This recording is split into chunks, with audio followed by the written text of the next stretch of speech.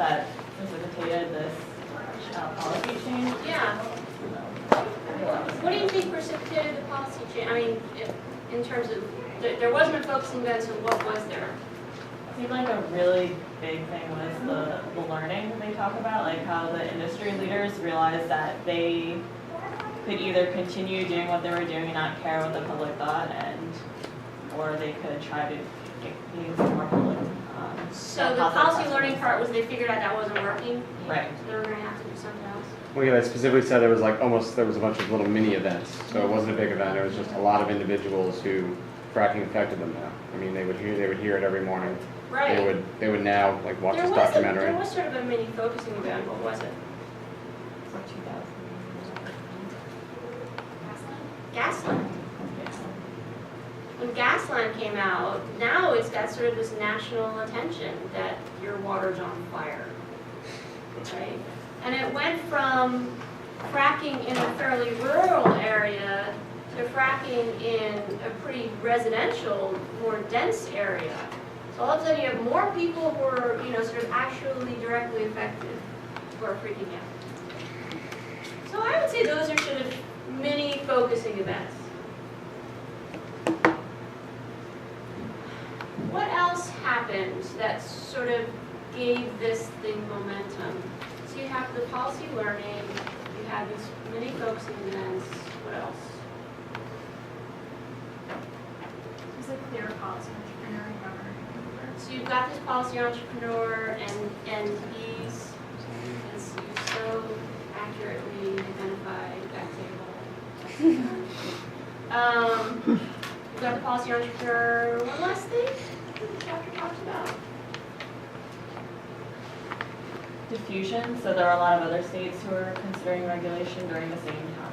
Yeah, and so where else have we heard about, not exactly diffusion per se, but in what other theory talks about that sort of same idea?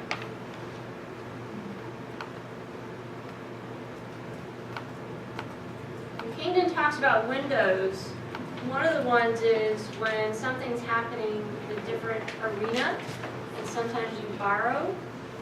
And so, and I also kind of feel like there's a national mood thing here too, because it's not just something that Pennsylvanians are worried about, it's something that other places are worried about and are doing something about, and so that I think provides not only models to follow, but sort of a reason to do it. I think that's probably it for that. Okay. Let's move on to punctuated equilibrium. So PET comes from incrementalism. We've already talked about when we did rational choice. Right, we don't make wholesale huge changes, we make incremental changes, we make small changes. They're politically safer, they're more efficient, right? Okay, so the fact is that sometimes big changes do happen, so why is that? So take a moment to read this, this is where the political science idea comes from. Explain it to us non-scientists.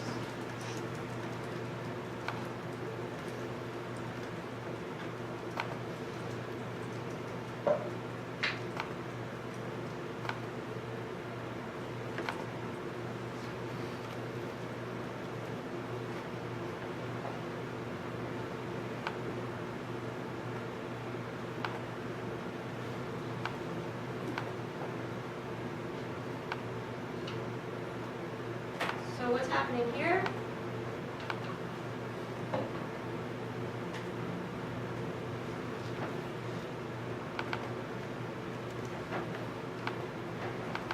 Mostly not a lot, right? Mostly not a lot, and every once in a while, something big happens. In PET, again, you've got mostly incremental change, you've got long periods of stability in a policy arena, and then you have punctuations by large but significant changes in policy. Okay? So ACF has these dueling coalitions. PET has the policy monopoly. So again, Baumgartner-Jones see these series of policy subsystems that are sort of continuously operating. They're dominated by special interests, and they involve a competition between interests. That sounds a lot like ACF, right? The idea here is that there's the one group who has the monopoly, has control of the policy image. Okay? So can you give me an example of a policy image that we've already talked about?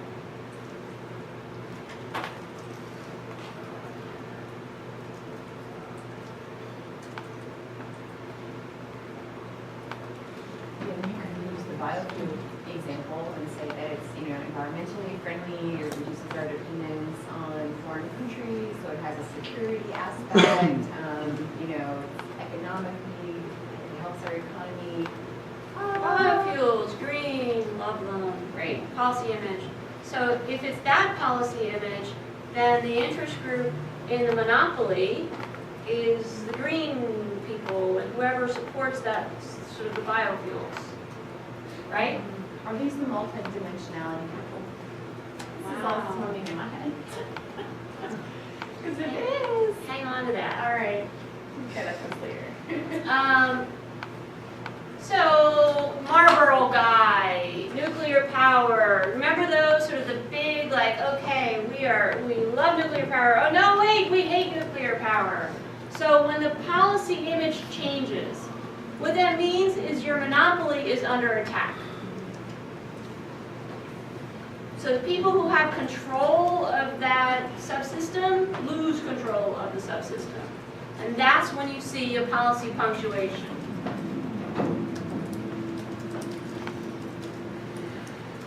So that's kind of interesting. You can see that happening in a lot of subsystems. So you have within the monopolies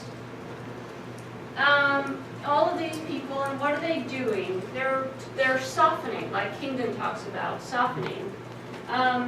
Their main goal is to alter the image, right? So that it corresponds to their desired policy image.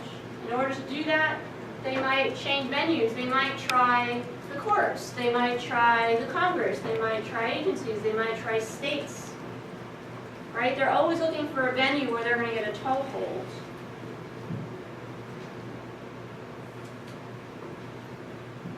So increased attention usually means greater negative attention,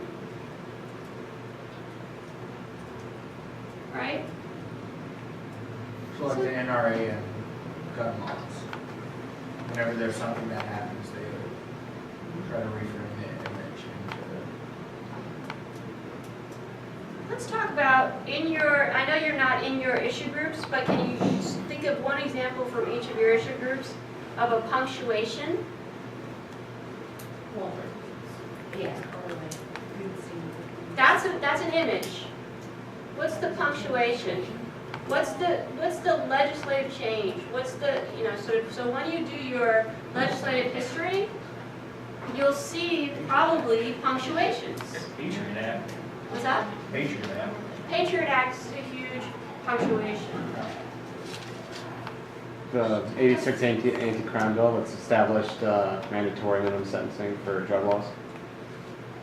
So that idea of, carrot versus stick, and the idea of there being a federal role for, putting people away and keeping them away for a long time, that super predator idea, that's a change in the policy image that leads to a big policy change.